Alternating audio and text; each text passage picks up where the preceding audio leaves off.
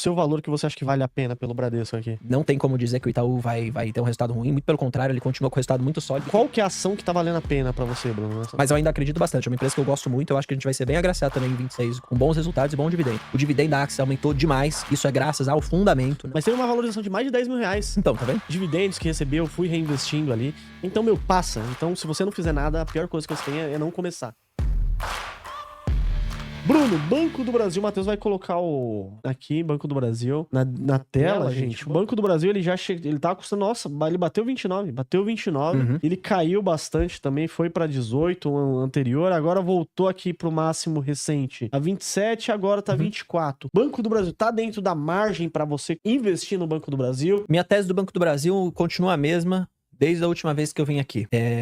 É um banco que tá passando por dificuldades, o resultado tá ruim, dividendos são ruins, não tem como negar isso. O banco fez um mau trabalho no passado, não tinha um pouco de noção do tamanho que estava sendo o estrago, especialmente no agronegócio e nas concessões de crédito. Tanto é que revisaram diversas vezes o guidance para baixo, mesmo assim não acertavam. Só que eu acho que agora a gestão conseguiu entrar nos trilhos, entendeu o real tamanho do problema e isso tá sendo corrigido. O problema é que isso vai demorar. Na minha visão, pelos próximos 2 anos, a gente vai ver resultados baixos do Banco do Brasil, rentabilidade baixa e dividendo baixo. Isso é um fato. Não tem como negar. Bruno, você tá comprando o Banco do Brasil agora? Nesse momento, não. A 24 e pouquinho, não. Abaixo de 22, eu compro o Banco do Brasil de pouquinho em pouquinho. Eu volto a comprar. Tanto que em 18, 19, 21, eu fiz aportes. Só que eu preciso entender, e eu preciso que todo mundo entenda isso, que eu tô comprando essas ações do Banco do Brasil agora, só que elas não são as ações que vão me retornar bem pelos próximos 2 anos. Então, o custo de oportunidade desse dinheiro, ele é alto. Eu poderia alocar ele em outras empresas, que seria muito melhor. Só que lembra da estratégia, uma visão de longo prazo, uma empresa resiliente que eu acredito que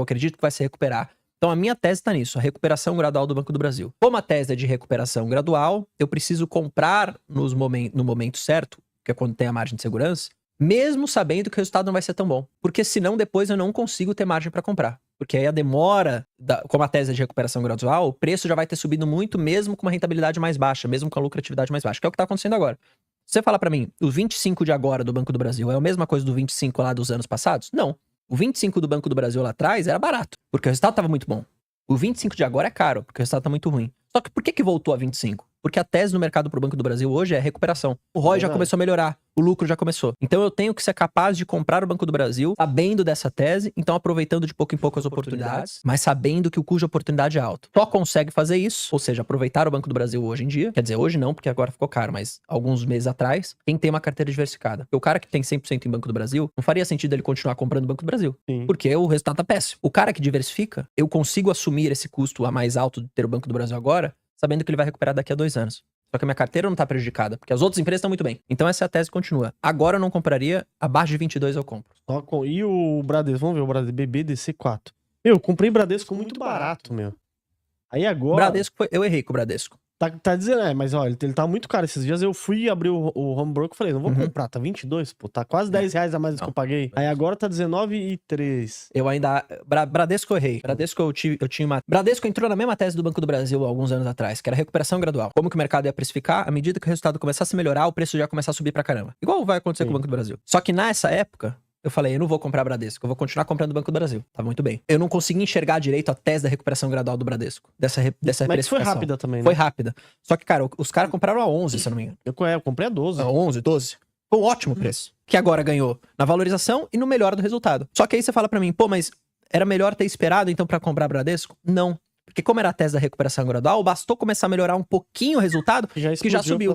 Só que aí quando agora 19, você faz o cálculo de preço teto de produção de dividendos, você fala, pô, não tenho margem de 19. Mas o cara que comprou a 12 tinha. O custo de oportunidades, o pessoal tinha que entender. Naquele momento era alto, mas depois ia se pagar. E eu errei nesse sentido porque eu não comprei. Eu fiquei com o Banco do Brasil. Aí eu falei, bom, agora eu errei em um, eu vou aprender com o outro. Banco do Brasil, eu entendo que o custo de oportunidade é alto agora, eu entendo que o resultado tá ruim, eu entendo que vai demorar um pouco pra melhorar, mas quando começar a andar, o preço vai acompanhar muito rápido. E aí não vai adiantar eu querer pagar 25 em Banco do Brasil, porque aí o preço até vai ter subido, só que o fundamento não vai subir nessa velocidade. Então não vai ter ROI de 20 a 25, vai ter ROI de 13, 14. Sim. E aí não vai valer a pena comprar 25, entendeu? Mas aí a 18 valia, a 19 valia. Entendeu o que eu tô falando? Então eu faço esse paralelo com o Bradesco da mesma forma que com o Banco do Brasil hoje. Então, cara, quem comprou o Bradesco, eu sempre falo no canal, cara, parabéns, porque vocês não vai quebrar. Tinha um monte de gente que falava que o Bradesco ia quebrar. Eu sempre falei, sempre falei. Não achava que ia quebrar. Mas o meu erro sempre foi esse, não ter enxergado a tese da recuperação gradual. E aí, infelizmente, eu acabei ficando de fora. Mas tudo bem, porque eu tenho outras E empresas na qual que é carteira que são boas. o seu valor que você acha que vale a pena pelo Bradesco aqui? Deixa eu ver. Ó, o preço teto de Bradesco, se você for usar do ponto de vista histórico, né, que é o que eu gosto de usar, o preço teto médio, fica na casa dos R$ 15. Mas para quem tem um negócio um pouco mais projetivo, aí na casa, fica aí na casa dos 19, que é mais ou menos onde tá. Só que eu prefiro olhar o médio e aí ficar na casa dos R$ 15. Então abaixo de 15 seria o interessante. Uma coisa que eu uso bastante sempre e costuma dar certo é o preço-valor patrimonial médio. Pode ser também. Também eu sempre utilizo. É que eu olho- Nele, na época, dava uns R$ 22 ali. Eu olho pouco pro valuation em si, eu olho mais pro preço teto dos dividendos. Entendi. Eu prefiro olhar mais pra essa, É pra o essa relação. marciano. Não que o valuation não importe, eu acho que ele importa, mas o que mais me faz tomar a decisão é o preço teto, que não é valuation, né? E às vezes eu até pago no preço teto, o pessoal fala, pô, Bruno, mas você tá comprando uma empresa que o valuation é mais caro do que a outra. Falei, tudo bem, o preço teto é mais interessante nessa do que na outra. Então eu sou um pouco mais nesse sentido. Não que o valuation não importe, eu acho que ele importa, mas eu acho que é o mais interessante você olhar o preço teto. Você tem a estratégia da renda, né? Que é a minha no Brasil. E qual que é a ação que tá valendo a pena pra você, Bruno? Cara, hoje em dia, poucas delas. Hoje em dia eu acho que Itaú tem uma pouquíssima margem de segurança, mas tem um pouco. E aí o preço teto de Itaú foi revisto, o meu, pelo menos pra cima, porque o resultado tá muito bom, enfim, muito sólido, projetivo, né? Olhando pra frente, não tem como dizer que o Itaú vai ter um resultado ruim, muito pelo contrário, ele continua com o resultado muito sólido e crescendo ano contra ano, mesmo tendo crescido muito. Sim. Então Itaú, eu ainda vejo uma oportunidade pra comprar. Itaúsa, né? Mesmo nesse momento. E eu gosto muito de Axia Energia. Axia Energia é a única elétrica. Subiu bastante, né, Axia, né? Axia 3, se eu não me engano. Ou Axia 6, né? Tanto faz. E aí, cara, eu gosto bastante da Axia. É uma tese de recuperação, né? De turnaround, que tem sido muito bem vista. O dividendo da Axia aumentou demais. Isso é graças ao fundamento, não é porque eles quiseram pagar um dividendo, é graças à tese. E o cenário para 26 aqui, para 27 também, por conta da geração que eles têm bastante, né, de preço de energia mais alto, então eles devem ter uma receita mais interessante também. Só que o que eu mais gosto da Axia é que eles têm feito um nível de investimentos quase que total deles tem sido no segmento de transmissão. E o segmento de transmissão é o que garante essa previsibilidade, esse dividendo forte ao longo do tempo. Então, o turnaround da Axia que eles têm feito, né, de eficiência, corte de despesas, foco no core business, geração e transmissão, e o investimento em transmissão vai garantir muita previsibilidade pro dividendo lá na frente. Então eu gosto bastante de Axia. Hoje eu tenho margem de segurança para comprar. Tenho feito alguns aportes pequenos, mas a maior parte do meu aporte foi feito lá atrás, na casa dos R$ 39. Que era quando ninguém queria, né? Ninguém acreditava. Então, mas eu ainda acredito bastante. É uma empresa que eu gosto muito. Eu acho que a gente vai ser bem agraciado também em 26 com bons resultados e bom dividendo. Apesar dos pesares de imposto e tudo mais, né? Mas são essas duas hoje que eu vejo talvez com margem. Axia e Itaú. E BB Seguridade, mas BB Seguridade tem um desafio recente aí, agora de 2026, 2027, provável queda de lucro, por conta dos prêmios menores, né, no seguro. O agro como um todo ainda tá muito ruim, e a BB Seguridade deve sofrer um pouquinho disso também. Só que tem tanta incerteza no mundo, que quem disse que os juros no Brasil vai cair, né? E eu acho que Eu acho que não vai cair, ainda mais com esse petróleo subindo pra caramba, com esse conflito. Acho que é uma pressão inflacionária grande, o dólar voltando a se fortalecer também.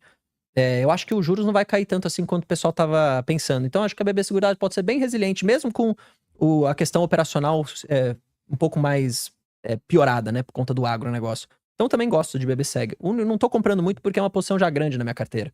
O resto tá só lá na expectativa. Só na expectativa. Só esperando, exato. Caixa, Seguridade, eu gosto, mas não dá pra comprar ainda.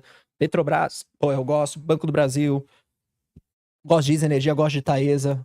Femig, mas é tudo sem a margem agora, então tá tudo no escanteio ali, só esperando o momento certo. Pode ter muita oportunidade aí no mercado pra quem acompanha, pra gente voltar a aportar. Eu acho que nesse momento uma mensagem final que eu passaria pro pessoal, continua fazendo um pouquinho de caixa de oportunidade, mas não deixa de aportar nas empresas que tenham margem. Então tenta fazer os dois, se o pessoal conseguir, porque o caixa, ele te rende bastante ainda, se ele tá em 15%, querendo ou não. Talvez os juros nem caiam no Brasil, então vai continuar te remunerando. E aí aproveita também esse cenário de incerteza e volatilidade para, quem sabe, usar um pouco desse caixa também, mas com muita tranquilidade, pouco em pouco. E é isso. Acompanha o mercado no dia a dia, mas não fica maluco, cara. Fica na estratégia. Doido, né? Foca na estratégia, cara. Estratégia não é para mudar toda hora. Pra ser a mesma estratégia independente do que tá acontecendo. Isso que é legal, né, Bruno? Porque os dias vão passando, gente. Também é uma dica que eu dou aqui sempre. Eu dou o exemplo da carteira da Laura. Exato. Eu fiz uma carteira da minha filha ali que eu coloco R$ 500 por mês. Alguns meses eu não coloquei nada. Outros meses eu coloquei um pouco a mais. Uhum. E, gente, passou 4 anos, tá com R$ 50 mil. Ah, não é muito dinheiro. Mas teve uma valorização de mais de R$ 10 mil. Então, tá vendo? Dividendos que recebeu, fui reinvestindo ali. Então, meu, passa. Então, se você não fizer nada, a pior coisa que você tem é não começar. É. Então, começa aos poucos, vai investindo ali e segue. E, Bruno, mais uma vez, obrigado aqui por Eu que estar agradeço, aqui, viu? eu que agradeço. E a galera agora tá meio devagar, porque o mundo tá meio incerto, mas quando tiver bombando, a pessoa vai lembrar. Fala, caramba, meu, pô, deveria ter seguido lá os passos, Exatamente, né? cara. E tem que... É aquilo, independente do que esteja acontecendo, você tem que manter sua estratégia. Porque depois, senão, você vai ficar arrependido. Vai ser um eterno arrependido. Então, vai fazendo de pouco em pouco, que aí você não se Olha arrepende. aí. É isso. É isso aí. Tamo Tamo junto, hein, junto. gente? Um abraço.